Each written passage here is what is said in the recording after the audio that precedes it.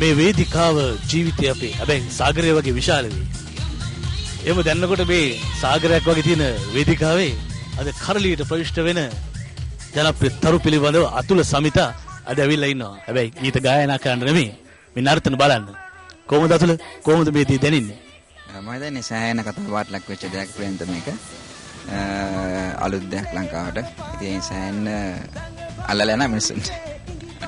අපි අහමු කොහොමද සමිතට අල්ලලා යන්නේ කියලා මේ වැඩි. සාමාන්‍යයෙන් සිරස අලුත් දෙයක් තමයි කරන්නේ. ඉතින් ඇත්තටම මමත් ගොඩක් කැමතියි අලුත් දේවල් කරන්න.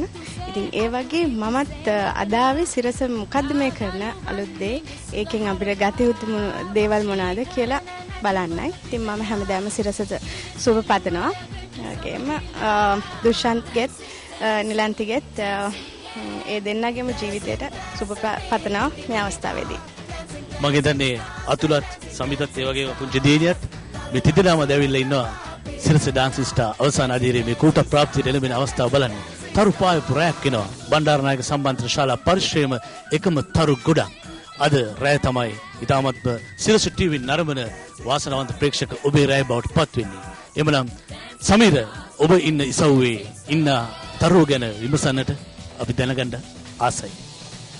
ලංකාවේ සිනමා ඉතිහාසයේ දැවැන්තම තරුව මා සමග ඉන්නවා රවින්ද්‍ර රන්දෙනිය මහත්මයා. මේ තරඟයේ නියමුවෙක්, මේ තරඟයේ විනිසුරුවෙක්, මේ තරඟයේ ගමන් මග තීරණාත්මක විදියට වෙනස් කර පුද්ගලයෙක්. අපි කතා කරමු, දැනගමු.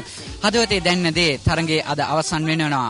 ලංකා සිනමාවේ ඉතිහාසයටත් ලංකාවේ ටෙලිවිෂන් ඉතිහාසයටත් අලුත්ම අත්දැකීමක් ලබා දූ සිරස ඩාන්සින් ස්ටාර්. දැනෙන දේ, හැඟෙන දේ ඔබේ හදවතේ අවසාන තරඟයේ තරඟකරුවන් පිළිබඳව. අවසාන තරඟකරුවන් දෙදෙනා අනිවාර්යයෙන්ම පැහැදිලිවම කිව්ව හැකි ඉතාමත්ම දක්ෂ නර්තන ශිල්පීන් දෙදෙනෙක්. ඔවුන් දෙදෙනා Tamanගේ ඒ ඉසව්වල ඉතාම සුවිශේෂී දක්ෂකම් මේ තරඟ වාරේ පුරාම පෙන්වනවා.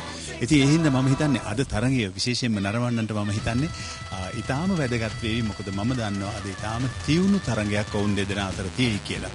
ඒ වගේම මට ඔබ කියව දේ ඉතාම වැදගත් ආරම්භයේදීම මේ සිනමාවේ මෙන්න අපේ ටෙලිවිෂන් කලාවේ නර්තනයේ ඉතිහාසය වෙනස් කරපු ගමනක් මේ ආවේ.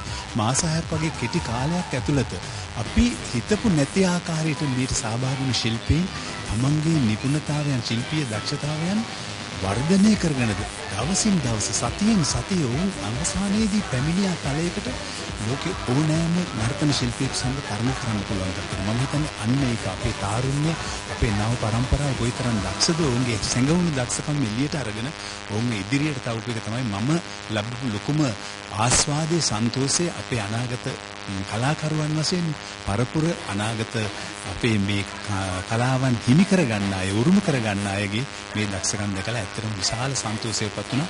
ඒ වෙනුවෙන් මම සිරසට විශේෂයෙන් ස්තුතිවන්ත වෙනවා. ස්තුතියි ඔබට.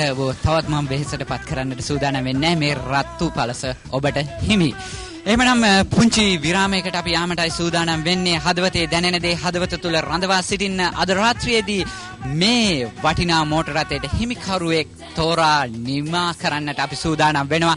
සිරස ඩාන්සින් ස්ටාර් අවසාන මහා තරඟය කොළඹ බණ්ඩාරනායක ජාත්‍යන්තර සම්මන්ත්‍රණ ශාලාවේ සිරිමව් බණ්ඩාරනායක පරිශ්‍රයේදී අද රාත්‍රියේදී පැවැත්වෙනවා. අපිත් සමග එකතු වෙලා ඉන්නේ ලංකාවේ ලක්ෂ සංඛ්‍යාත ප්‍රේක්ෂක ජනතාවට අපි ප්‍රකාශ කරන්නේ රැඳෙන්න, අපි සමග එකතු වෙන්න, මේ අත්දැකීම සතුටින් ඔබේ හදවතේ විඳ දරා ගන්න. එහෙමනම් අපි පුංචි විරාමයකට යමු.